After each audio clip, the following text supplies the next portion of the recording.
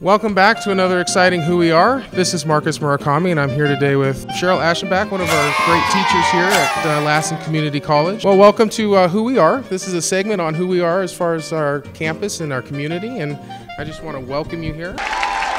What do you teach here on the school? Let's start with that. I teach most of the time English and speech, specifically English 50, Introduction to College Comp, and then Speech 1 is public speaking. A couple of students' favorites, I'm sure.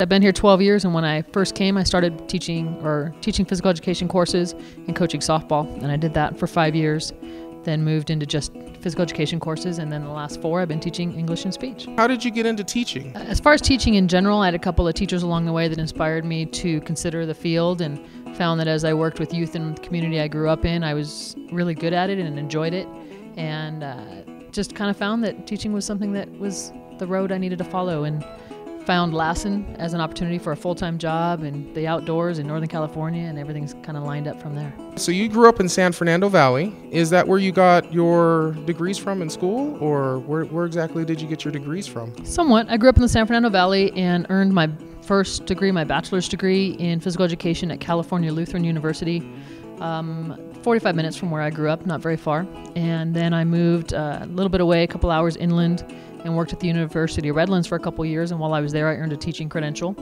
and then had an opportunity to come up to Chico State and worked as an assistant softball coach and earned a master's in physical education.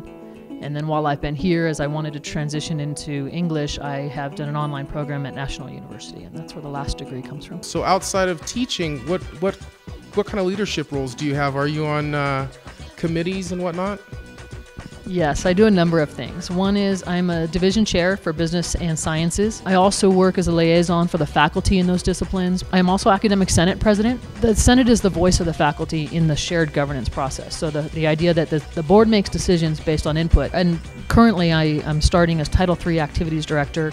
That's a grant that we have as a college, and for the classrooms that you see have new technology in them, I'm helping to coordinate some of that and train our faculty to use more of that. Oh my God! I'm sure you've had good students, great students, and I'm sure you've had some that were a little hard to motivate to get them to do what they need to get done. How does that affect you as a teacher? Do you enjoy working through those issues, or is that something that drags you down? No, I enjoy working with a variety of students. It's just a matter of enjoying the students that I have, being inspired by some of the things they share through essays and through speeches and through conversations. And you know, it's exciting to see them accomplish, whether it's to finish a course that they knew they'd struggle in and did well in, or finishing a degree and moving on, or hearing later that they finished another degree or involved in a vocation that they enjoy. That's what motivates me to do what I do, and that's exciting when I hear things back from students. Your teachers inspired you along the way. Do you still keep in contact with those teachers? I do. I have 2. I have a 6th grade teacher who is a huge motivator at that age when you're so impressionable. She made a big impact on me and has, given me advice along the way, and I check in and share my accomplishments with her, and have, I think, made her proud. She's retired and continues enjoying hearing what goes on in classrooms. And then I have a high school teacher and coach who kind of mentored me into the field of physical education, made me realize that there was places for women and things that I could accomplish in the field. I know in the last 10 years with the WNBA,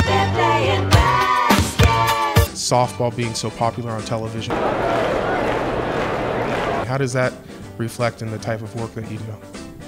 I think Title IX back in the early 70s, 71, 72 was a big door opener for women athletes, women teachers, women coaches in the field of physical education and sport.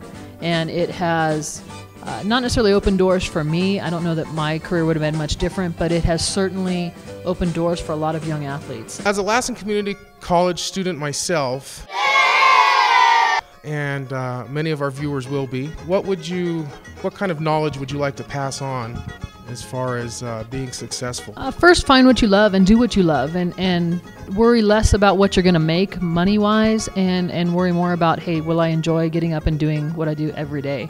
And that's huge.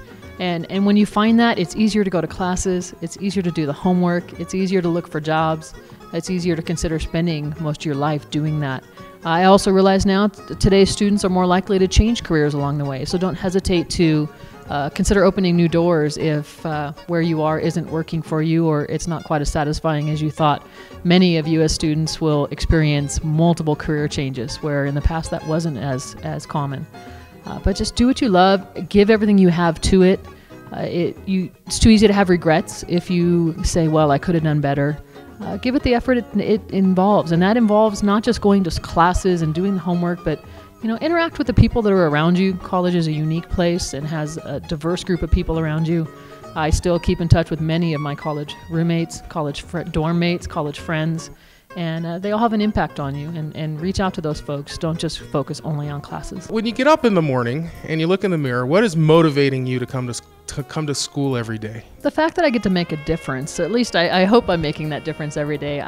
Like I said, I love what I do, and the fact that I get to see students and see how their days have gone since I've seen them last, the fact that I get to see their next assignment or work on them with a new idea and see what progress they're making, that's incredibly satisfying, so that's motivating.